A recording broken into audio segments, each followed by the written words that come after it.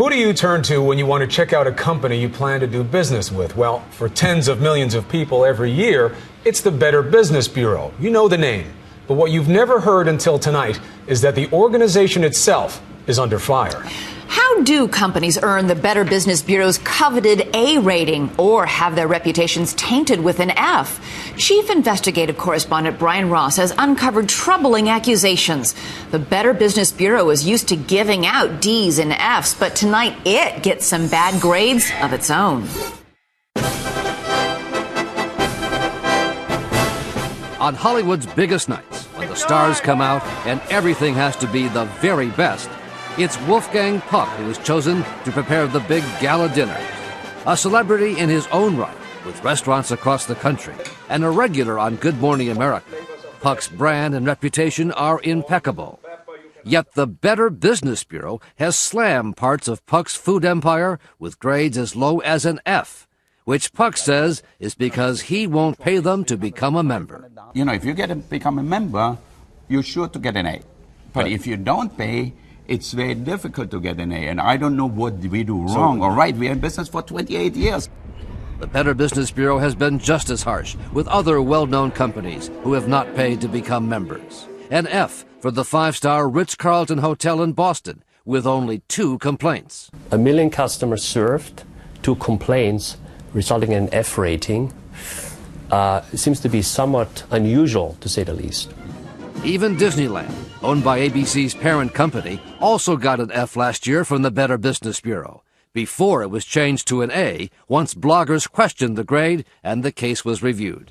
This rating system is really unworthy of consumer trust or confidence, and sadly so, because the Better Business Bureau has a very long and laudable history of advocating and educating for consumers. Our original mission was to... Founded 98 years ago, the Better Business Bureau boasts of its reputation for protecting consumers from business fraud. Did you know that 98% of all Americans are aware of the Better Business Bureau? There's no doubt the Better Business Bureau speaks with a powerful voice. But now a 2020 investigation conducted with ABC stations across the country has found serious problems with its grading system, called a shakedown and a scam by business owners. Pay and get an A, or face the prospect of an F. And it's a scarlet letter. It's a scarlet letter. I am branded with it. Now going on 4 years. Brian Kraft is the owner of a Los Angeles company trading students for production jobs. Kraft, whose company is not a member, says when he tried to protest a C grade based on complaints sent to the wrong address, an angry Better Business Bureau official retaliated and lowered the grade even further to an F. Kraft has spent more than $1 million unsuccessfully trying to sue the BBB. These guys are bullies. They're bullying me. And I can't do anything about it. It's my good name. It's my company's good name. It's 30 years of hard work. There are Better Business Bureau offices in 122 cities in the U.S. and Canada. Their national headquarters are in Arlington, Virginia, where the president is Steve Cox. We're looking for, consumer protection, meaning ways that we can protect consumers from those fraudulent businesses or from those scammers out there. Know the value of accreditation. The Better Business Bureau is set up as a non-profit group, but documents obtained by 2020 show that more than 24 of its top executives have 6-figure salaries. William Mitchell, the head of the Los Angeles Better Business Bureau, makes more than $400,000 a year. The Better Business Bureau appears to be prospering with the money brought in by its grading system. Very, very troubling, and it could be illegal because the failure to disclose to consumers could well be deceptive and misleading. Cox, who makes $300,000 plus a year, denies it's all about the money. Do you have to join the Better Business Bureau to get a good grade these days? Absolutely not. We have more than 500,000 non-accredited businesses who have A ratings. Better Business Bureau accreditation is by invitation only. In fact, the Better Business Bureau says not just anyone can be an accredited member. Only businesses which meet membership standards and agree to follow the highest principles of business ethics and voluntary self-regulation are accepted. Yet earlier this year, the Mideast terror group Hamas was listed as a member and received an A- rating. Of course, it wasn't actually Hamas. It was the work of an anonymous blogger and a group of small business owners who punked the Better Business Bureau to prove a point. Hamas was registered with a non-existent address in Santa Monica and its owner was listed as Bill Mitchell, the well-paid president of the Los Angeles Better Business Bureau. They ran the credit card. Within 12 hours, they were an approved accredited member. What did that cost to get Hamas an A-minus? This A-minus grade here was $425. How did Hamas become a BBB accredited business with an A grade? Well, plain and simple, we made a mistake. Also registered by the blogger and his friends, a skinhead white racist website called Stormfront. It received an A-plus grade for $425. Its president listed as Arian Whiting.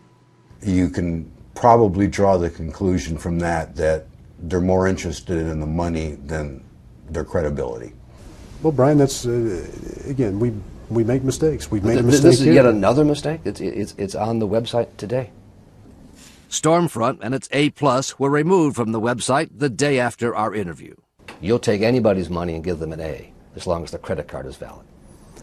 BBB accreditation and the BBB ratings piece is not about generating money. Some of those businesses see this as its own scam, its own telemarketing fraud. No, that's completely false. Not so, according to the manager of this Los Angeles antique shop, Terry Hartman.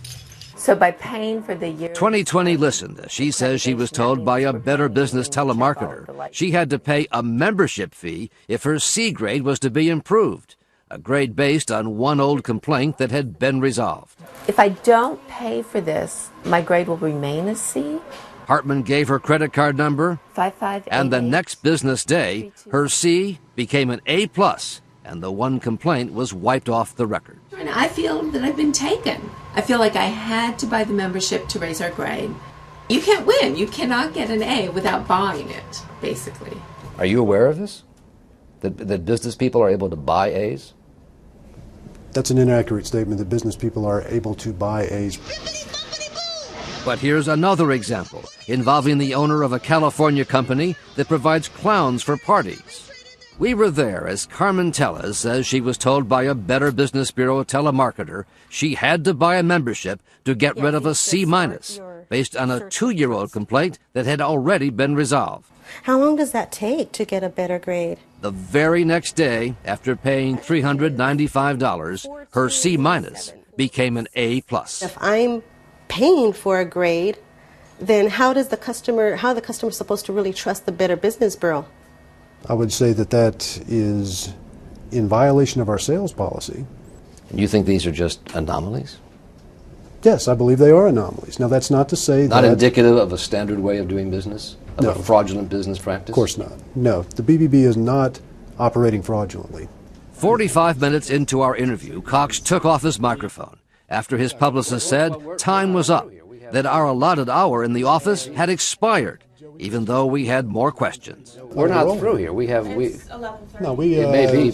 So we weren't able to ask Cox about Wolfgang Puck and the many other reputable business people who say the Better Business Bureau grading system has now become little more than a shakedown racket. So you think if you'd given them money, you'd probably have an A? Where you have to join an organization to get a good grade, I think is wrong.